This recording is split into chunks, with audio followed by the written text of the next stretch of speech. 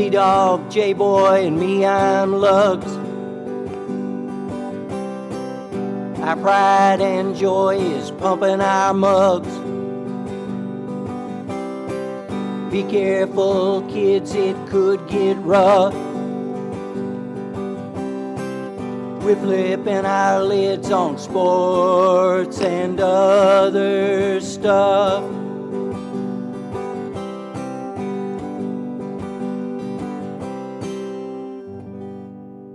Welcome to Sport Weasel Central. I'm Lugs. I'm J-Boy. And I'm T-Dog. Yes, sir. Week 7 of the NFL. So, Tom Brady may be finding out, fellas, that Father Time is indeed undefeated. We'll talk about that. Plus, look out, here come the Bengals. And the Buccaneers and Packers are both 3-4. Crazy. Good to see you, boys. But first, Lugs, a few years ago, Aaron Rodgers had something to tell his fans. I don't know. Do you think he'll say the same thing again this year? 5 letters here, just for everybody out there in Packerland and yourself today. RELAX. Relax. What do you think, Lugs? Does he have a shot to relax again this year? Well, I think he's relaxed because he got his money, and because he got paid real well, the Packers can't afford to buy any receivers for him. So, and Aaron Rodgers, I've got to say, he is one of the best quarterbacks ever. I'll give him that. But he is not truly a team player in the sense of wanting to mentor and work with these young receivers. It's just not going to work. And Matt LaFleur is proving himself not to be a very good coach. Whoa. They're not good on any level of the game. Their defense is bad, Matt LaFleur. And so I'm telling you, it's going to be a long, long season. Long season. That is some bold talk right there. Right there. T-Dog, your words, thoughts. I think the main thing is Aaron Rodgers. And to be fair to him, he took that money, but and they supposedly offered Devontae Adams all this money, and Devontae Adams didn't want to come back. And a lot of people, and because we saw it before Devontae Adams, he helped kind of develop Jordy and Randall Cobb into like higher level wide receivers. And obviously it kind of looked that way with Devontae Adams. But, when he was developing all these different wide receivers, these younger receivers, he always had a vet. His vet now is Alan Lazard. And I'm not going to try to crap on Alan Lazard. Alan Lazard is not of the cloth cut of those 3 other names I just mentioned. Because Devontae Adams was so good against coverage, teams didn't play him in man in on 3rd and longs because Devontae would always crack the code and Aaron Rodgers was able to get the ball out quick. Now when they're in 3rd and long, teams playing defense on them, they're playing a man because who are they scared of? Like I said last week, I think their best receiver, and you saw it on that second touchdown pass to Aaron Rodgers, their best receiver is Aaron Jones. Yep. I don't know if they're ever going to make that move. I think they should, honestly. If they make Aaron Jones their number 1 wide receiver, He's maybe their they Swiss can get Army back. knife, right? Yeah, pretty much. But Lugs hit on a point too. Not to just crap on Aaron Rodgers. It's not just his fault. This vaunted defense, considering how many number 1 picks are on that defense, how good their corners are that we know in terms of talent, how good in terms of talent we know in terms of, Rashawn Gary is, how good Jair Alexander is at corner. They can't stop anyone. Terry McLaurin caught his touchdown pass over Jair Alexander. This defense that is okay to give up running yards, that's fine. I mean, you just allowed 166 yards rushing, and your 2 best players on offense besides Aaron Rodgers or Aaron Jones and A.J. Dillon combined, they had 38 yards rushing.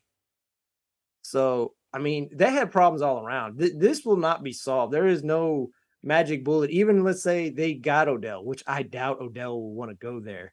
Why would he? That's what I'm saying. But even if they got Odell, that will not fix this problem. There's problems at every level. So, because, think about it. Who were they playing? Let's go back to who they were playing. The Commanders, who are stuck with a fourth string quarterback on any team that you want to mention. I mean, the highlight of the game for the Packers for me was the Devondre Campbell pick six. Yeah. Other than that, it was just chugga, chugga, chugga. Now they're done.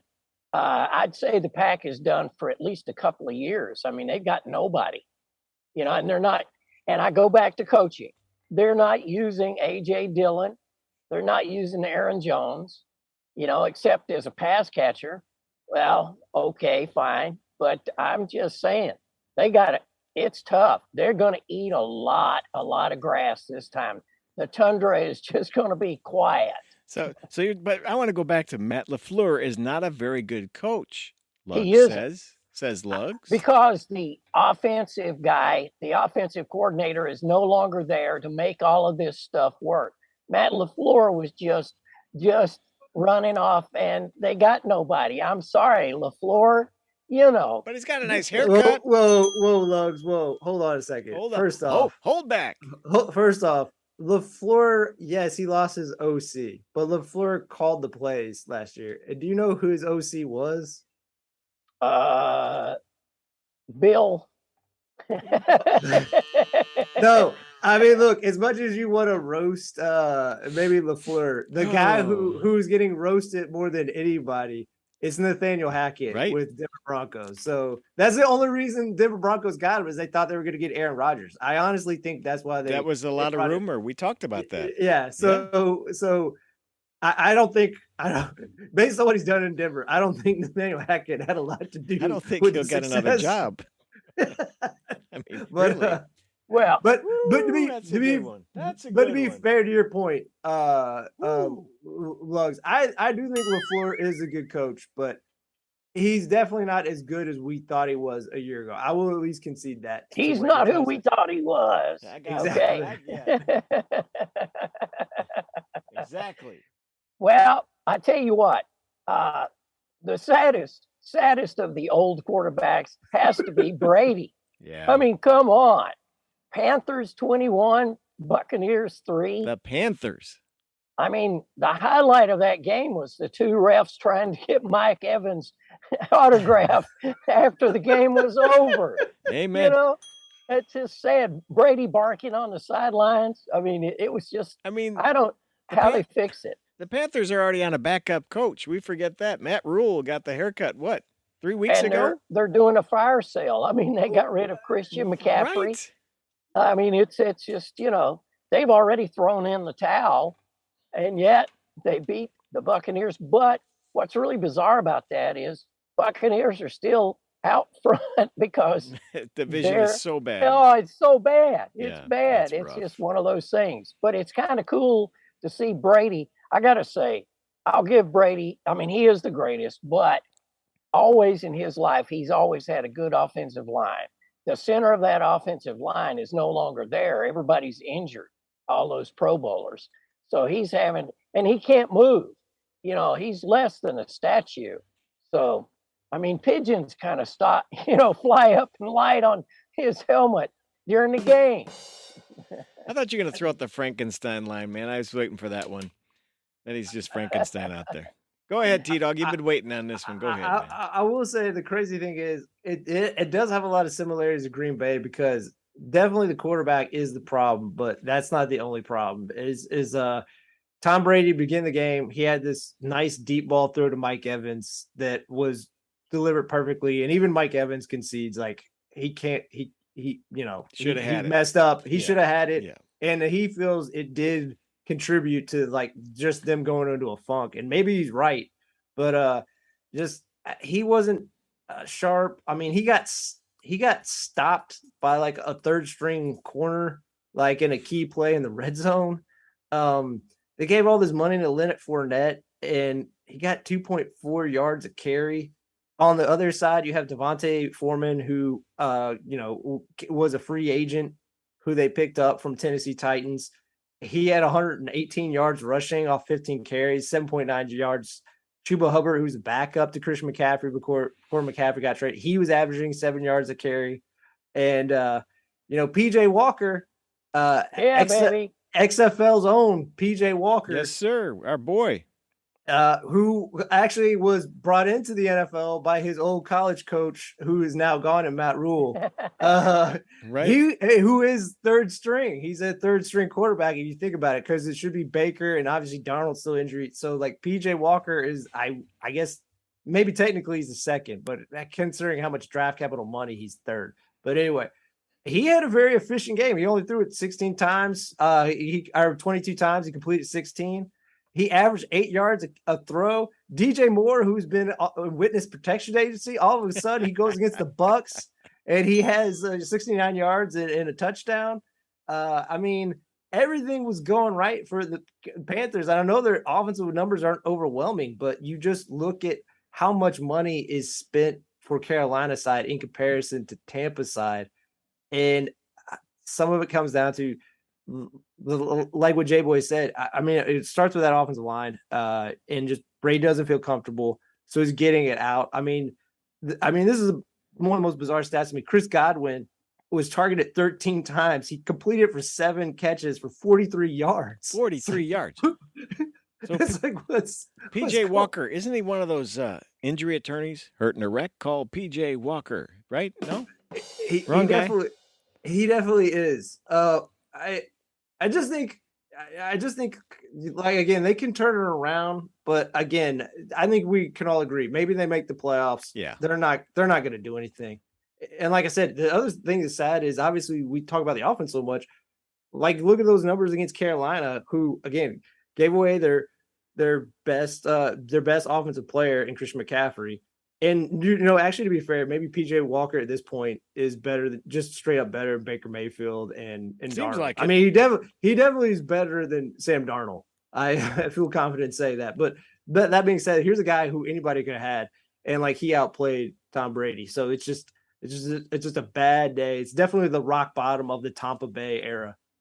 Tampa. And let's get a little positive in here. Please. Our boy in Seattle, who was never was, then became a has-been. Yep. And now he's back to a star. Geno Smith, you got to give it to him, man. Seahawks are really performing way beyond expectations. And that whole Russ Wilson trade, virtually all of those guys that they got as draft picks are paying off. It's pretty amazing. I guess they'll just buy a few more packs of gum for Pete, to chomp, because I'm telling you, man, they are doing some, and that back Kenneth Walker, my goodness, that 74-yard touchdown, that was amazing. Plus, people are talking Pete Carroll. Hello, Coach of the Year. What do you think? Got a shot? Probably. Well, we still got Brian Daboll. Look, right. We're talking about guys who get crapped on. And again, you all can like boo me on this. I mean, what Mike McCarthy did with Cooper Rush, I mean, it's pretty impressive. I mean, he's probably not going to win, but I at least want to give Kellen Moore, buddy. I want to at least give credit to him. But anyway, I guess to get back on topic, like Lug said, like Geno Smith, I mean, here's a guy in his early 30s who everyone gave up on. Right. And if you really go back in hindsight, and you could even say this about, again, we're always going to be apologetic for Trubisky. You can look at like people like Trubisky and stuff. Maybe if they just get in the right spot, like a Geno, they could turn it around. Because just when you really go back and look, they were just in bad positions. Like, it was going to be hard for them ever to win. Well, it maybe isn't, because the spotlight is now off. It's like, we just want a placeholder. There's no pressure, dude. Just play your game, and then maybe the better chance. In the Lugs' point, the fun thing to do is if you watch a game or see the highlights of Geno Smith after any big play, I have never seen a pro quarterback at his age be so excited for anything positive. Again, this is a man who's playing with house money, and yeah, Kenneth Walker. I mean, if you watch college football, particularly Big Ten last year, particularly that Michigan State game, he was pretty much the big difference. He was the dude. Why? And also, you want to talk about a guy who got a lot of money. He got a lot of that. Their head coach got a lot of money based off Kenneth Walker just dominating. And he's got the second worst contract in college. So right behind Jimbo's right now. But But and again, they lost their best offensive player, probably in DK Metcalf. And who's to say if he's back, next week or how many weeks he misses. But Marcus Goodwin, another guy who's bounced around the league, he comes in, he has 67 yards and 2 touchdown catches. So to be fair to your old point, he definitely, you look at Pete Carroll, and he's definitely done a good job. Now on the other side of this game, Chargers every year, I'm not going to say you all, every year I get roped into thinking the Chargers are going to be good. And you look at all the talent they have, and regardless of who the coach is, they always underperform, it feels like. So they're Phillip Rivers. That wow. curse still hangs on. I'm sorry. They're not going to do anything, man. That's sad, they're just though. not, They've So anyway. Yeah. But hey, let's move on to the boys in that division there, the 49ers. Yep. They're happened? another team that just, you wonder. I mean, I've been a Jimmy G guy, but in this game in particular, Jimmy G did not have what it took that one bit to get them over the hump. That one interception on the goal line, it was like, Jimmy, eat that ball, and come back. It was like a coming out party for McCole Hardman for the Chiefs. McCaffrey had a really fairly good debut, considering he got there on a Friday, put on the uniform on a Sunday, and he was drawing up plays in the dirt out there for him. But anyway, he was the bottle cap, running his broken glass bottle cap. Yeah, a stick. You be the stick, and go. Okay. I was just going to say, it proves once again that Andy Reid, man, he has more offensive plays that people just, it's crazy the kind of movement that they get out of all their people. And they've had more big plays without Tyreek Hill, and Juju all those guys are now on the same page. You're seeing back shoulder throws and everything. It was impressive. And of course, Mahomes is Mahomes. Kind of dovetailing off what you said, just again, do they have a wide receiver as good as Tyreek Hill? No, they do not. Tyreek Hill, you've seen the Miami games, like Tyreek Hill is having just a hellacious run statistically on what he's doing. He's a one of a kind, right? That being said, their complete roster of wide receivers are better than they've probably been, except for that Super Bowl where they had the magical Sammy Watkins being healthy for a playoff run across from the Tyreek Hill. So yeah, you look at the last 2 games, Juju Smith-Schuster has really turned it on in these last 2 games. Not to say he played poorly, but it feels like he's really now clicking with Patrick Mahomes. And then kind of going back to the Andy Reid point, though they had a 3rd and 20. They had a 3rd and 20, and they got the pressure coming upfield, and just a perfectly timed pass to Jerick McKinnon, and he just weaved it in and out of people, ping-ponged, and that play that he converted to the first down, and that set up a touchdown. And then so you have play design, and then you have the specialness of Patrick Mahomes. There was a 3rd and 11 where Valdez-Scantling was put one-on-one, and he just put on the afterburners, and he should have had a touchdown. It's actually Patrick Mahomes actually underthrew it, and he had a stop for it, allowing the DB to catch him. But it's just, how are you going to beat this team? I mean, they have now Valdez-Scantling coming around. They got Jerick McKinnon as their best pass receiver out of the backfield. Isaiah Pacheco gives him like a power back. He always looks like he has his hair on fire when he's like shooting through the hole. He looks like he's shot out of a cannon. Clyde Edwards-Helaire is bizarrely this touchdown like vulture of elite levels. You get in the red zone and this guy scores a touchdown like at least every other game. And that's the thing. Travis Kelce, whole hum, had 98 yards, but again, like how he gets open, at least with the 49ers in comparison to some of these other teams, I think once they get healthy, they'll be fine. I still think they are a contender, like a legitimate contender. But to be fair to I guess my trepidation going back to Lugs is Sky Moore fumbles that punt, and then the 49ers recover, and they are getting momentum. And then like what he said, Jimmy Garoppolo almost every game has one of these moments where he makes a huge mistake. Yeah. Just throwing it up in the air for grabs for the pick where they at the very least get 3 points was not needed. And then also, giving up points, not having a clock, because you could say, like, obviously Frank Clark made a good play in the end zone to get that safety. That offensive line that's been beat up for 49ers, they did as well as they could. Like, he had more than enough time. Like, he should have thrown the ball away if no one was open. Like, he has to have an internal clock. And that's the thing. He's a vet. This isn't like Zach Wilson making this play or something. This is a guy who should know. Yep. So that's my one fear. Like I said, the pure overall talent of this team makes them a contender. But do I really now believe that they can make it to the Super Bowl with who Garoppolo is? I mean, I think I'm doubting it. Yeah, I think Garoppolo is a very likable guy, but he's a high-end backup. And they, because of what happened to Trey, they were lucky to still have him around. But it's going to be trouble for them down the road. I mean, you run up against a Buffalo, a Kansas City, they're just going to take them apart. They will. It's one of those things. The other game that I really paid attention to is I wanted to see Tua come back and see how he was, and they lucked out a win against the Steelers. The thing I came away from that game was coaching. Those first 3 drives were totally scripted, and Tua stayed to script.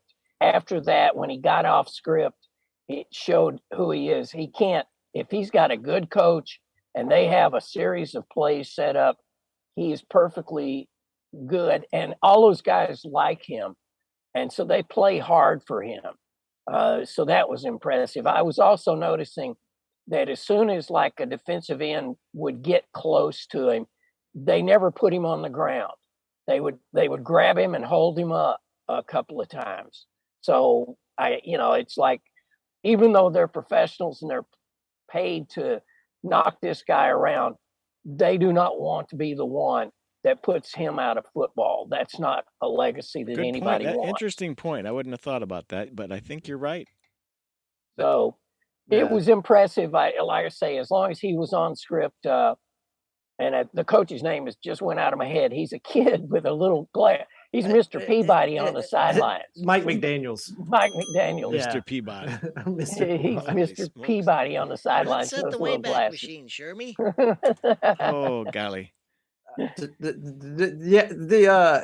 interesting thing in both those games in that game was is kind of like what you said, it was good coaching, and it looked like they were going to be absolutely just detonated because on those first 3 drives they scored, and luckily they were able to keep them out of the end zone on those second 2. But then after that, I mean, all they did was score 3 points after that. So credit to Tomlin and Brian Flores on defense, like definitely cranking it up, and how they were able to kind of contain Jalen Waddle and Tyreek Hill is actually relatively impressive. And, I think at times Kenny Pickett played well. I know there's a lot of criticisms about their coordinator, Canada. I'm not saying they're not wrong that he does need to be fired, because just it's a lot of these like short passes. And I know their offensive line's is not playing that well, but you have to take more intermediate and deep shots. I mean, you look at some of the catches like George Pickens can do for you. Chase Claypool is this big monster. Pat Frymuth, you saw in that last like kind of drive where they almost came back. He had a great catch, and it was actually a great throw because the DB had great positioning on it. Like Pickett can make those throws. I'm not saying he has an elite arm. He doesn't, but he can make, like, they can't do this dink and dunk thing. I just don't think it fits the quality of like 2 of their best receivers and their tight end, I think. And Tua, I kind of agree with what Lugg says. I think his biggest strength is he is exceptionally smart. He has a good processor. And I just think the Steelers, like I said, as beat up as they are, I give their defense a lot of credit. They definitely kind of confused him and definitely slowed him down after just starting red hot. And the one concern I will say with Miami is Raheem Mostert, and this goes back to his days with the 49ers with Mike McDaniels. he is a special running back. And the only thing you worry about with Raheem Mostert is he's one of those guys. I'm not saying he's injury prone, but he's definitely a guy who has a history of getting injured. And when he gets injured, he's out for the year. When Chase Edmonds spelled him, Chase Edmonds looks cooked, or he just has no confidence. He looks like if he goes out, they have no running game. So like I would worry about Miami if Raheem Mostert gets injured. And like I said, there's a good chance he's not making this full season. Yeah, I was going to say, I think they'll make the playoffs, but they'll get dusted in the first round. But hey, it was good to see two out there, and I'm sure T-Dog. I'm sure you want to get to the Bears. Well, I wanted to ask you boys a couple of questions. Bailey Zappi, number one. Patriots, should he start all the time? He got a lot of love there. Okay, number two, Justin Fields. A breakout game for the young man. What do you think? Go, Dog. You want me to go first? Yeah. Go, Dog. I'll go first in terms of completely unexpected. I'd be lying to you if I thought they were going to win that game. What? You didn't have that spread? What are you talking about? I did not have that spread. It's just mainly because of how good New England's defense had been playing. Right. I guess the one thing I didn't factor in that is actually historic. Belichick, as great as a coach as he is, if you look at, he struggles with mobile quarterbacks. And, credit to Matt Eberflus, credit to Luke Getsy. They had design runs. I mean, I know he scrambled for a lot of yards in his last few games. There were design runs for Justin Fields to run the ball. And again, look, I know a lot of people like Darryl Mooney, and I do like him. I think he's a good player. And I know some people still try to prop up that Cole Kmet is a high-level tight end. I think he's a good tight end who is better as a blocker. He can catch for you on occasion. The one thing I liked about this game, too, is their two best offensive players besides Justin Fields are David Montgomery and Khalil Herbert. And the more you can get both of them touches, regardless of running back or as a catcher, get them involved. Because that the best pass that probably Justin Fields had was that screen pass to Khalil Herbert, just because he had to adjust his arm platform, and he I think he even pump faked it to get the DB or the defensive lineman jumping, and just that he hit it. And then again, when Herbert gets in open space, he's usually gone. And just the touchdown that David Montgomery scored, it shows you his biggest attribute: short yardage. Why any other guy, even Fields and Herbert, just dragging people. That's the thing. Even as good as Fields is as a runner and good as Herbert is a runner, if it's third and short or 4th and 1 or whatever, why anybody but David Montgomery is running the ball, I have no idea, because that man has some strength in that lower torso. But the other thing that had to make Matt Eberflus proud is obviously his background. They're all about getting turnovers, and they recovered a fumble. Justin Jones did, and then after being kicked in the groin, Jaquan Brisker came back, had a one-handed pick. Yeah. Kyler Gordon had a pick to ice the game at the very end. And Roquan, he wants that big cash money. This is maybe the second game where he's really shown maybe he deserves that money. I mean, I know we're 7 games in, so that's not good for him. But still, he showed out. He had a pick. He had a sack. He led the team in tackles. So, again, a good overall win in terms of the team playing well. They were well coached. Who would have thought Matt Eberflus would have outcoached Belichick in Foxborough? I didn't see that. On a rainy night. Yeah. So, and particularly when Zappi came in, he got him jump-started for like 2 drives. But, again, I'm not trying to poo-poo on Zappi. After that, it felt like the Bears were like, oh, this is what he does well. And they completely shut him down after that. I think you're all wrong about this, and here's what happened. Papa Bear George Halas and our boy the Hoodie are tied at 324 career wins. The next one Hoodie wins, he becomes second to Shula, who has 372, some almost unsurmountable number. Shula. No, never. Yeah. But the Bears took it for Papa Bear and had it in their bloodstream and said, not tonight, boys. Not going to beat us and beat up the old man who founded the NFL and founded our team. There you go. Well, I've got a little bit of different take on this. I'm sure you do. I mean, I wouldn't expect anything more than that.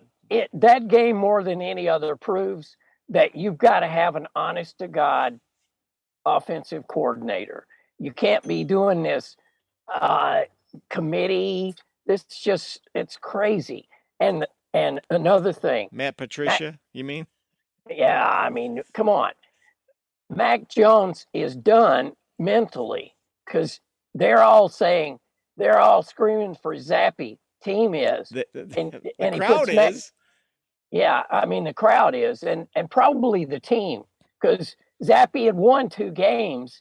You know, you let the kid finish it out. Mac Jones is done in New England. Well, that is not all the team, because Jacoby Meyer came out and was mad that they gave up on Mac Jones so quickly after all the work he done in rehab. Now, to be fair to your point, after kind of like essentially kind of throwing Belichick under the bus for making the move, Jacoby Myers might be in the USFL next year, but it's not everyone. But to be fair, this is what happens when and I'm not saying that. I mean, they give up so much for Mac Jones to just give up on him. He's also not fully healthy. I think he was trying to battle through it. But here's what I love so much about the broadcast. Okay, ESPN. All of a sudden, Bailey Zappi's in there. Troy Aikman loves him, and he predicted all this. Troy thinks he does. And then Lisa Salter says, yes, I talked to his coach at Western Kentucky University just this week. Tyler, what's his name, Helson? I'm like, or Taylor Helson? I'm like, yeah, right, you did. It's like all of a sudden they predicted like Bailey Zappi. Oh, we knew he was going to be all that in a bag of chips. No. Well, it was just exciting, and they should have let the kid play out the string. I agree. I think Belichick, his age is showing. It just is. You gotta go with what you got and learn how to use it. I'm not gonna go that far. Like you go back and look at the last 2 games, the game against the Lions, this offense that I believe was leading the league in points gave them a goose egg. And then the next week, again, to be fair, the Browns aren't that great, but they demolished the Browns and they made Zappy look like he was going to be a Pro Bowler. Yeah. So I don't know. I'm not going to completely crap on the coaching. I think a lot of it had to do with his history against mobile quarterbacks. The Bears having, besides Justin Fields, having 2 good running backs. I mean, they ran for 243 yards versus 70 for New England. Time of possession was ridiculous too. Time of possession. Does time New of possession England was have 37 minutes to 22. So I mean, who are New England's running backs? Their running backs are good too. It's just I think the game got out of control for them. And again, look, as good as Zappy has played this year, I mean, look, he jump started the offense, but Zappy had 3 turnovers in this game. So, I mean, again, Zappy was not a complete house of fire in this game. If they love him in New England, though, that's a big moral victory right there, baby. I'm not saying he can't against the Jets, who also are underrated on a defense, True. But obviously losing Breece Hall is, and also their Vera Tucker, probably their second best guy on offense, their guard. It's going to be a big blow to this 5-2 Jets team. But again, their defense will keep them in games. So I don't know. I'm not even giving New England next week. So. All right, let's do a little sportsy yesteryear. You ready for that, Lugs? Want to give it a shot, and then we'll come back and talk a little bit more football. Here we go with some sports of yesteryear. Here's an old cheer in high school. Went push him way back. Lugs goes way back in the Wayback Machine to bring us sports of yesteryear. Take it away, Lugs. All right, 1905, the first college football Crab Bowl Classic.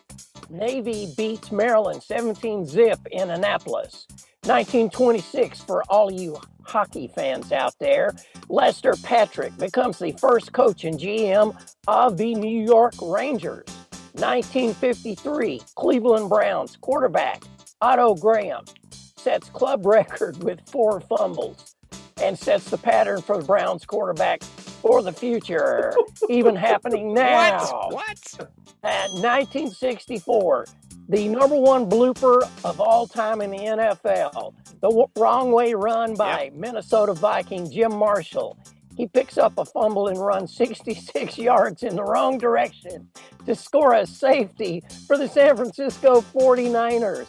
But Marshall shrugged it off and helped the Vikings go ahead and win that game after all. And 1990, Evander Holyfield KOs Buster Douglas in the third round for the heavyweight boxing title. And then Evander donates an ear to the Ear Foundation when old Mike bit him good and hard. All right, gang, that is it for sports of yesteryear. Well, thank you, Lugs. We'll go back to that. Yeah, Marshall, man. Oh, my gosh. My wife's a Minnesota Vikings fan. Oh, yes. That is the greatest blooper of all time. You are correct, sir. I mean, he didn't even slow down. He didn't. He picked that sucker up and was gone. Ooh, what Bud Grant said after that game. Oh, my goodness. Yeah, Bud Grant probably said, idiot, you know. Or something maybe a little stronger. All right, what else? Hey, I want to ask you about Taylor Heineke. Grew up watching the Packers, beats the Packers. If a guy does nothing else in his career, he had a great game, didn't he? That was fun to watch that. Yeah. For the theater, if nothing else. Yeah. Yeah, the cutaways of Aaron Rodgers were priceless. So you want to talk about theater, but in terms of like horror, not the greatest transition, but you know. Whoa!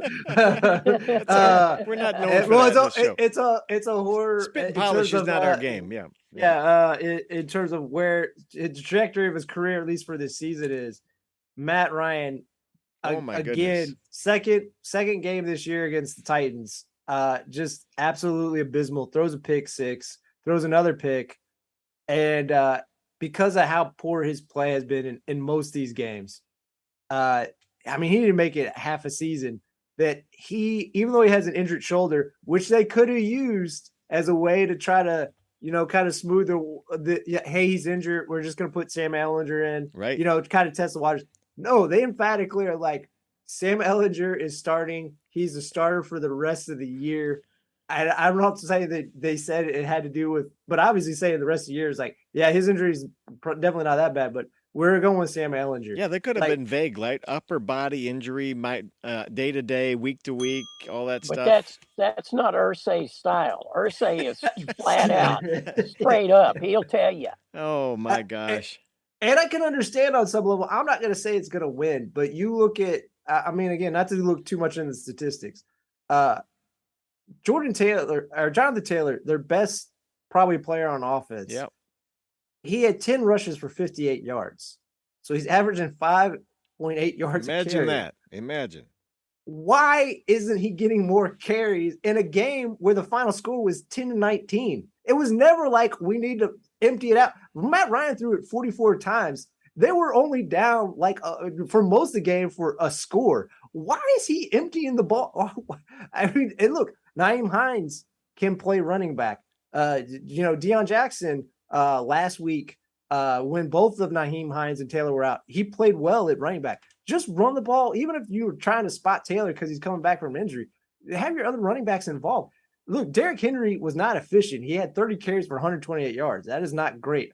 But you got to at least give credit to the Titans. They understand it's like, Colts are going to beat themselves. Let's just play super conservative because we know the Colts are going to screw up because that's all they have done since Andrew Luck has retired. But saying that, they are at 3-3-1 and not out of the race by any means. So, yes, this is true.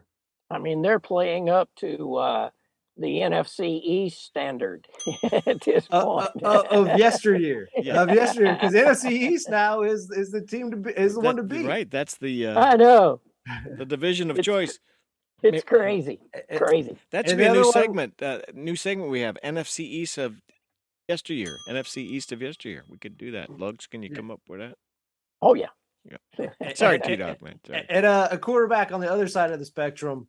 Going back to their last week, there was problems with the offense previous to the New Orleans Saints game for the Bengals, but it feels like it took them going back down to Louisiana that they morphed their offense to be more like LSU, where for the most part now Burrow is operating out of the shotgun, and all of a sudden their offense is caught fire. Now, albeit the Saints defense isn't what it was supposed to be on paper. And I know the Falcons have a lot of backups. That being said, Burrow is straight shredding. Jamar Chase is just getting open. Tyler Boyd actually had the most receiving yards, on Sunday. And T. Higgins should have had a touchdown. They ruled him short, which that was bogus. But they are now wheeling. They are wheeling and dealing now, and I just think they're not going to go away from that. I think they learned. So you think they're ramping up, and this is real now? This is the real Bengals, and they're on fire. Yes, I think for whatever they learned from that Ravens game, they're like, we're not going to try to be this team that goes under center pretty much ever. So they're always going to just live in shotgun. So, interesting. How many yards did he have, Burrow? He had 481 yards. Yes, sir. The fan club is alive and well, baby. And that was mostly in the first half, really. Yeah. I mean, look, this is a sad thing. And this also, and look, his receivers are much better than this guy, but I love this guy, but they're in the same draft class. So off of 42 passes, he had 481 yards passing. And then poor Justin Herbert. Justin Herbert had 51 passes for 293 yards. Good God, 51. 51. He didn't even hit 300. What's happened to him? I know it's a lot. We could go into that. But yeah, we're not going to get into it. No, I mean, my goodness, the whole team. It's the San Diego curse. I'm telling her, whatever. The Phillip Rivers curse. Yeah, the Phillip Rivers curse. San Diego's calling. Hello, line 2. Yeah, right. Oh my gosh. Any games that we haven't talked about that you want to hit on, Lugs? No, those were the ones that interested me. Okay. That we've already talked about. I'll keep this brief then. Dak came back. He played well. Yeah. Again, they have their thing, and I think their offense will develop beyond this. But Pollard's playing well. Ezekiel's kind of that guy to spell Pollard now to some extent, and I think he will get better. And their defense is just, besides the Eagles, is probably the best in the league. And the Ravens, they come back and win, but man, they have tailspin after starting so hot. Yeah. Yeah, they're sort of cardiac kids. I mean, it's tough to watch, but Lamar is doing okay. Yeah. But they've got to get a running game. Not great. They've got to, just okay. Okay. Got to get one. Yeah. I agree with that completely. Yeah. And that's pretty much all I have to say on the NFL. All right, Lugs, anything else? Any salutes? Well, just got this in from the NFL. They're saying that the 2 refs and whatever was going on with Mike Evans, they say it was a personal moment. They don't suspect anything underhanded. So I'm thinking maybe Mike was writing down his secret ingredient for his unheard of crab boil. So maybe next year, we'll see his crab boil, the Mike Evans crab boil in the NFL cookbook. So there you go. Available on Amazon, the NFL cookbook with Mike Evans on the cover. All right, I guess that'll bring it to a close then. Is that about right? Another episode of Sports and Other Stuff brought to you in part by our friends at Rose Auto Sales. Yes, they're on Highway 51 North. If there's stickers not on the back of your car, you probably paid too much. There's a guy working there tonight. We know him. His name is Fish. Yeah. And this week, Fish has the honor of basically combining 2 birthdays. One of an artist who worked magic in oils, another artist who worked a different sort of magic with curse words. To honor both the birth of artist Picasso and Coach Bobby Knight, this week Fish is giving art and basketball fans the chance to spray paint their favorite curse words on the garage wall, then hurl a chair across the parking lot. The entry fee for this Blue Streak extravaganza is $20, which will benefit the Verbal Tourette's organization. The person who hurls the chair the farthest will win the grand prize of an Urban Dictionary and a multi-pack of Juicy Fruit Gum. The Blue Streak extravaganza kicks off Saturday at 1 p.m. Damn it! So Bobby Knight and Picasso together. I would never have expected that, nor wanted that. But remember, RELAX. That's right. We're Sports and Other Stuff. See you next time. So long.